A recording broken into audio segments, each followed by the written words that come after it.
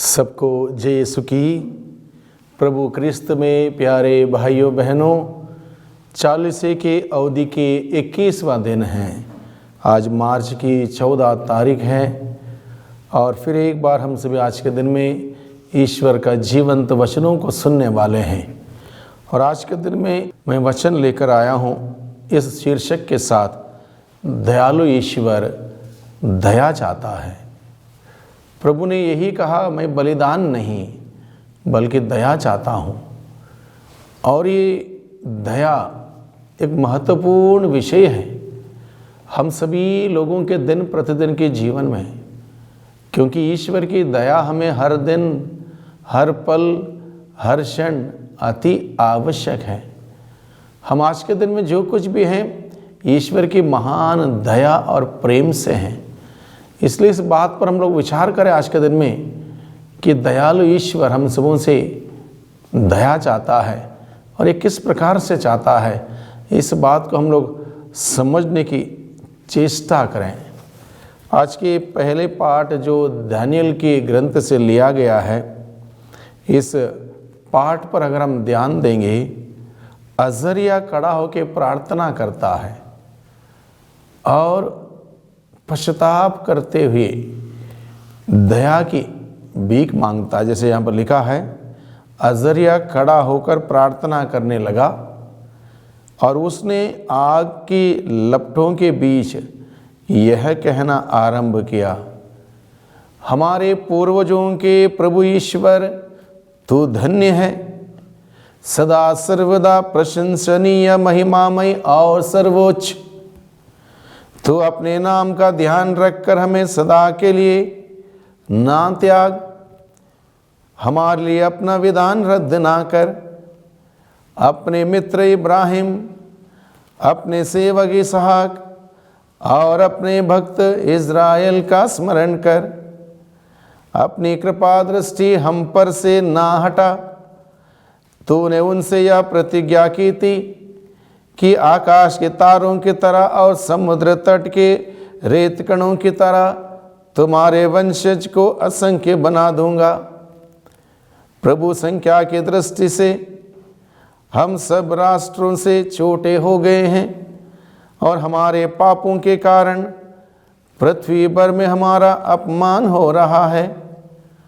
अब तो ना राजा है, ना नबी, ना नेता, ना होम, ना यज्ञ, ना बलि, ना धूपदान। कोई स्थान ऐसा नहीं जहाँ तेरी कृपा दृष्टि प्राप्त करने के लिए हम तुझे प्रथम फल अर्पित करें। ये क्या कहता है? कोई स्थान ऐसा नहीं है जहाँ हम अपने प्रथम फल अर्पित करने के लिए कोई जगह ढूंढें, क्योंकि हर जगह पापमय कलंक दूषित हो गया है। लोगों के मन, लोगों के दिल, लोगों के निवास करने वाले जगह सब पाप से दूषित हो गए हैं, कलंकित हो गए हैं। ये बात बताता है। और उसके बाद पश्चाताप करते हुए क्या कहता है? हमारा पश्चातापी हृदय, हमारा विनम्र मन मेढ़ों, सांडों और हजारों पुष्ट भेड़ों की बलि जैसा तुझे पसंद हो। आज तेरे लिए ही हमारा बलिदान हो। यानी कि कौन सा बलिदान? पश्चाताप ही। मेरा पश्चाताप ही मेरा बलिदान होगा। 40 की इस अवधि में भाइयों बहनों, हमारा बलिदान, हमारा पश्चाताप होगा। हमारा पश्चाताप ही हमारा बलिदान होगा। ऐसा करके तू हमें पूर्ण रूप से तेरे मार्ग पर चलना सिखा। पूर्ण रूप से तेरे मार्ग पर चलना सिखा। ये पश्चाताप का फल है। पाप में रास्ता छोड़कर प्रभु के मार्ग पर आना, प्रभु के मार्ग में चलना पश्चाताप का फल है। क्योंकि तुझ पर भरोसा रखने वाले कभी निराश नहीं होते। तुझ पर भरोसा रखने वाले कभी निराश नहीं होते। अब हम यह दृढ़ संकल्प करते हैं कि हम तेरे मार्ग पर चलेंगे और तुझ पर श्रद्धा रखेंगे। तेरे मार्ग पर चलेंगे, तुझ पर श्रद्धा रखेंगे। 40 की ये अवधि हम सबों को निमंत्रण देती है, बुलाती है लौट के आ मेरा बेटा, मेरी बेटी, प्रभु के रास्ते पर, सच्चाई के रास्ते पर, ईमानदारी के रास्ते पर, प्रेम के रास्ते पर, न्याय के रास्ते पर लौट के आ। और इस रास्ते पर चलेंगे, प्रभु पर भरोसा रखेंगे, निश्चित रूप से वह प्रभु दया करेगा और हम प्रभु की दया प्राप्त करते हुए दूसरों के साथ अपनी उस दया का व्यवहार बनाए रख पाएंगे और तेरे दर्शनों की कामना करते रहेंगे। दर्शन प्रभु का कब होगा? कौन प्रभु के पर्वत पर चढ़ेगा? वही जिसका मन निर्मल है, जिसका दिल साफ है। यानी कि 40 से इस अवधि में प्रभु का दर्शन करने के लिए एक लक्ष्य रखें और उसके लिए हम तैयारी करें। अपने मन को शुद्ध करें, दिल को शुद्ध करें, जीवन को शुद्ध करें, पश्चाताप करें, दया की याचना करें, दया की भीख मांगें और तेरे दर्शन की कामना करते रहेंगे। हमें निराश ना होने दे, बल्कि हम पर अपनी सहनशीलता तथा महती दया प्रदर्शित कर। प्रभु अपने अपूर्व कार्यों द्वारा हमारी रक्षा कर और अपने नाम को महिमान्वित कर। इस प्रकार से दानियेल के ग्रंथ में ये प्रार्थना की गई है अज़रिया के द्वारा, दया की भीख मांगते हुए। फिर एक बार एक नया जीवन प्रारंभ करने के उद्देश्य से तो हम सभी आज के दिन में भाइयों बहनों मनन चिंतन कर रहे हैं दयालु ईश्वर की दया पर। और उस दयालु ईश्वर की दया कहाँ तक है, किस हद तक है, यहाँ पर आज के सुसमाचार में हम समझ सकते हैं। मती के द्वारा रचित सुसमाचार अध्याय 18 पद संख्या 21 से 35 के इस प्रसंग में हम देखते हैं जहाँ प्रभु एक दृष्टांत के रूप में हमें समझाता है। तब पेतरुस ने पास आकर ईसा से कहा, प्रभु यदि मेरा भाई मेरे विरुद्ध अपराध करता जाए तो मैं कितनी बार उसे क्षमा करूं? पेतरुस ने प्रभु से पूछा, लगभग क्या लिमिट रखनी चाहिए माफ़ी देने के लिए, क्षमा करने के लिए? क्या लिमिट होनी चाहिए? कितनी तक मैं कितनी बार उसे क्षमा करूं? और स्वयं एक प्रपोजल रखता है, 7 बार तक ठीक है। मान लो अगर प्रभु कहता हाँ 7 बार ठीक है, तो मेरा और आपका, हम सबों का क्या होता? 7 बार ठीक है, हमें दिन में 7 बार माफ़ी हमें मिलेगी, उसके बाद की गलती के लिए सज़ा मिलेगी। क्या ठीक है? हम में से कोई व्यक्ति नहीं टिक पाएगा, ये हकीकत है। अगर 7 बार माफ़ी देने के बाद 8वीं सज़ा के लिए अगर हमें 8वीं गलती के लिए सज़ा मिलती तो हम में से कोई टिक नहीं पाएगा। ये बात प्रभु जानते हैं, इसलिए प्रभु ने कहा थोड़ा लिमिटेशंस और आगे बढ़ाया जाए। कहाँ तक? प्रभु ने ये संख्या क्या बताई? ईसा ने उत्तर दिया, मैं तुमसे नहीं कहता 7 बार तक, बल्कि 70 गुना 7 बार तक। 70 गुना 7, 70 into 7 कितने हो गए? 70 into 7, बाप रे। यह है प्रभु क्या हमारे साथ व्यवहार करने का तौर तरीका। 70 into 7 एक प्रकार से हम कह सकते हैं इसका कोई लिमिटेशंस नहीं है। 7 या 70 लिमिटेशन नहीं है।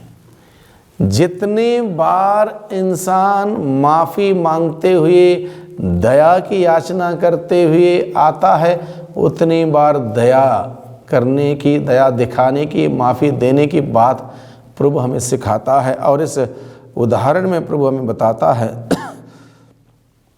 यही कारण है स्वर्ग का राज्य उस राजा के सदृश है जो अपने सेवकों से लेखा लेना चाहता था। जब वह लेखा लेने लगा तो उसका लाखों रुपए का एक कर्जदार उसके सामने पेश किया गया। लाखों रुपए का कर्जदार पेश किया गया। अदा करने के लिए उसके पास कुछ भी नहीं था, इसलिए स्वामी ने आदेश दिया कि उसे, उसकी पत्नी, उसके बच्चों और उसके सारी जायदाद को बेच दिया जाए और ऋण अदा कर लिया जाए। इस पर वह सेवक उसके पैरों पर गिर कर यह कहते हुए अनुनय भी नहीं करता रहा, मुझे समय दीजिए और मैं आपको सब कुछ चुका दूंगा।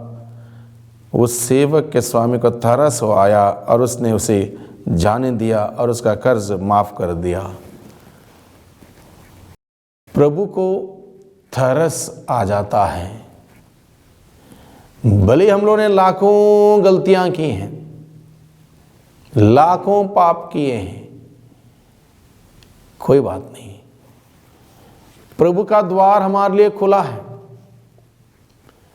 हम प्रभु के पास जाके गिड़गिड़ाएं, रोएं, माफी मांगें, क्षमा की याचना करें, दया की भीख मांगें, और वह ईश्वर हमसे ये नहीं कहेगा बहुत मैंने माफ किया तुम्हें, बहुत चांस दिया है, बहुत मौके दिए हैं, अब नहीं दूंगा।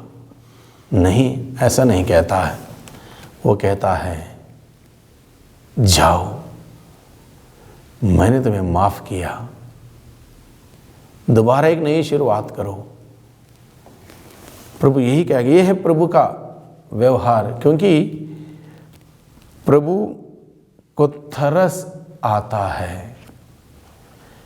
तरस आता है। तरस कब आता है?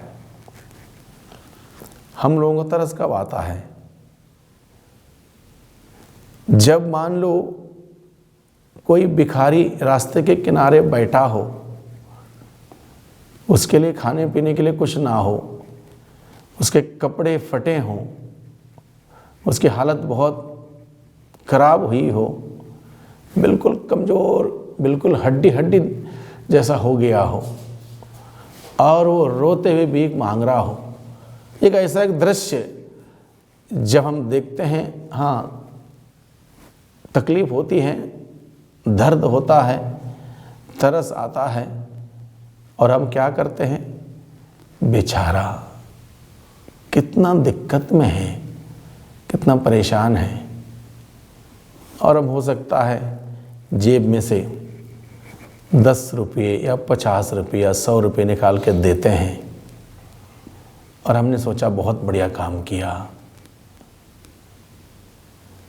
ये हम सबों का तरस आने का एक तरीका।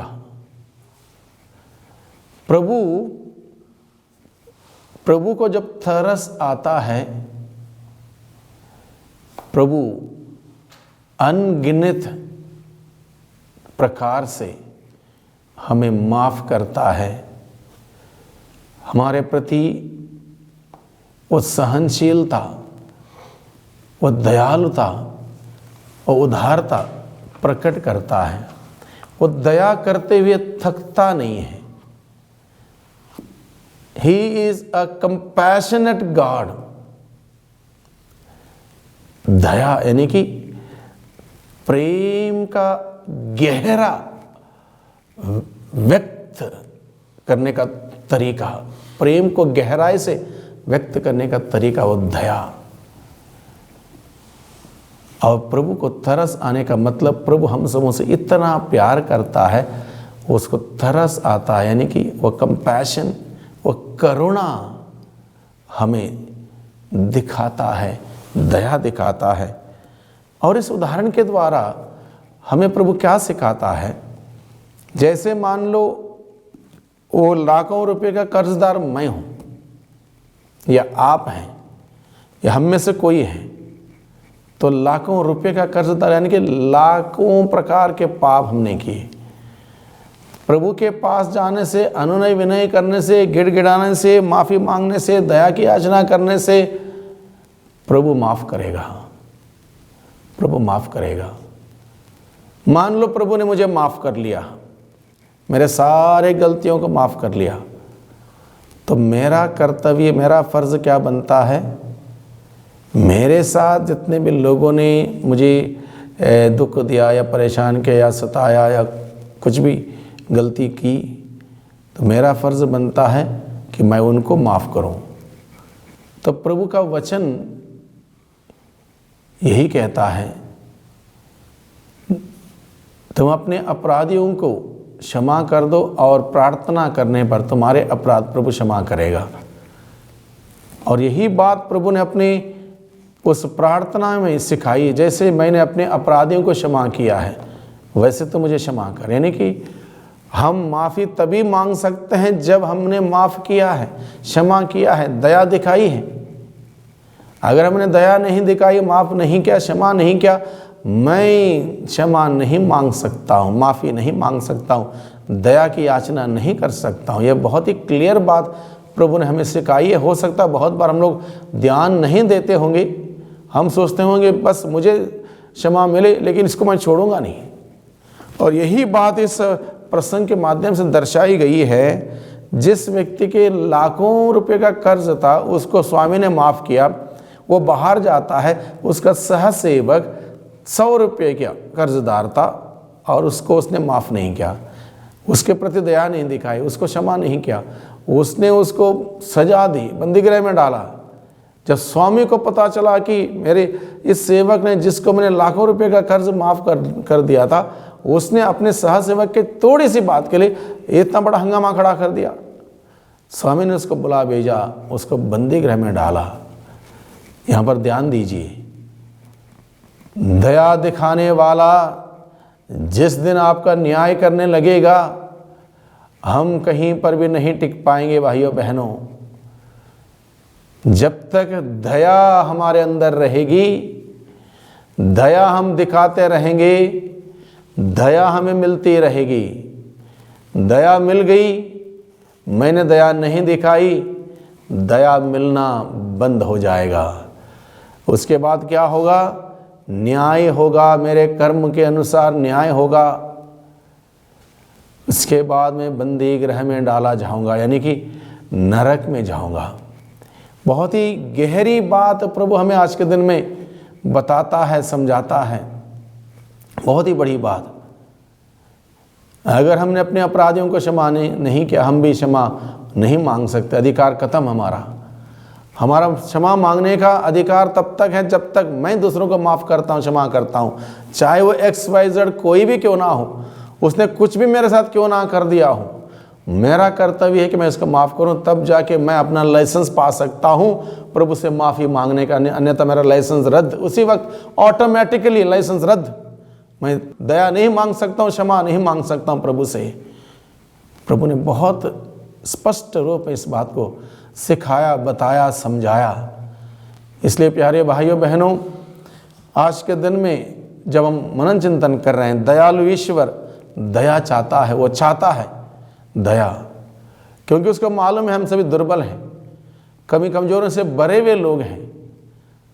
उसको पता है कि हम गलतियां कर सकते हैं, पाप में गिर सकते हैं। इसलिए उसने कहा 7 बार नहीं 70 गुना 7 बार माफ़ करो, क्षमा करो। और वो चाहता है कि हम अपने जीवन में ऐसा ही करें, दया दिखाएं, दया पाएं, दया दिखाएं, दया पाएं। दया दिखाना बंद, दया पाना बंद। दया नहीं मिलेगी तो सजा मिलेगी, दया नहीं मिलेगी तो हमें क्या मिलेगा? सजा मिलेगी। दया कब मिलेगी? जब मैं दया दिखाऊंगा। इसलिए सारे गुनाहों को माफ़ कर दें, सारी गुनाहों को माफ़ कर दें तो ईश्वर मेरे सारे गुनाहों को माफ़ कर देगा।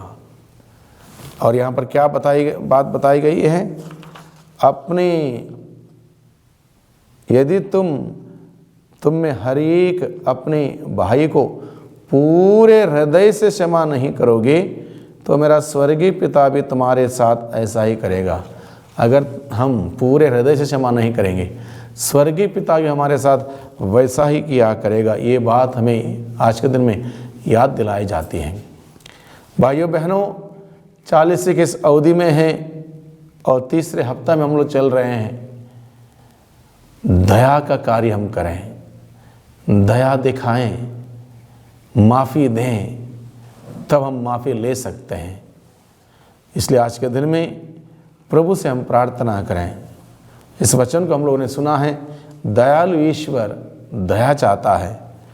इस दया को, दया दिखाना और दया प्राप्त करना, इस बात को हम गहराई से और समझने की चेष्टा करें, प्रभु से प्रार्थना करें। सर्वशक्तिमान पिता परमेश्वर, धन्यवाद देते हैं आज के दिन के लिए, आज के वचनों के लिए। प्रभु आप चाहते हैं कि हम भी दयालु बने, जैसे स्वयं आप दयालु हैं हम सबों के प्रति। हमारे तमाम गुनाह, गलती, पाप, अपराधों को क्षमा करते हैं, हम पर दया दिखाते हैं, वैसे हम भी दूसरों पर दया दिखाएं। प्यारे प्रभु जी, कई बार हम लोग दया नहीं दिखाते हैं, हम कठोर हो जाते हैं, हम बदला लेने की बात रखते हैं, नफ़रत करने लगते हैं, ईर्ष्या करने लगते हैं। प्रभु अपनी करुणा से हमें भर दे, अपने प्रेम से भर दे, जैसे हमारे दिल में गुस्सा नहीं, भेदभाव नहीं, बदले की भावना नहीं, बल्कि दया निकल पड़े। ऐसी दया के भाव से हम सबों को भर दे। दुआ करते हैं उद्धारकर्ता यीशु मसीह के नाम से, आमीन।